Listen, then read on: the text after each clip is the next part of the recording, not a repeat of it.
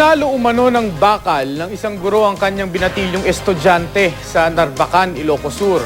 Inamin ng guro na sinaktan niya ang lalaki pero hindi raw siya ang dahilan ng pagkaka-ospital nito.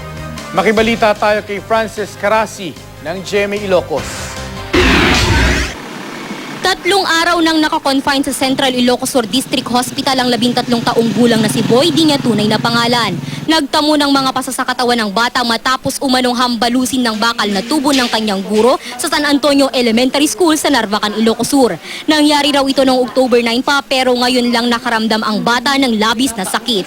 Dagang jay kasulam da jay mga ngagi agtugtog ko pandag soron-soron. Hindi. Tapos napasangit ko.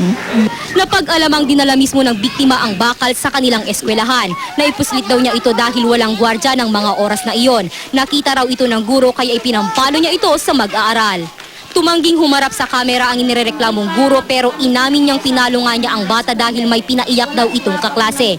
Pero sa baba ng kaliwang balikat daw niya ito pinalo at hindi sa baba ng kanang balikat kung saan ito nagtamo ng matinding bugbog.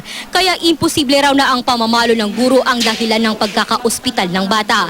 Desidido naman ang pamilya ng bata na magsampa ng reklamo laban sa guro. Kat kulat pamut amam may turi lata je darum kumam darum kulat amam.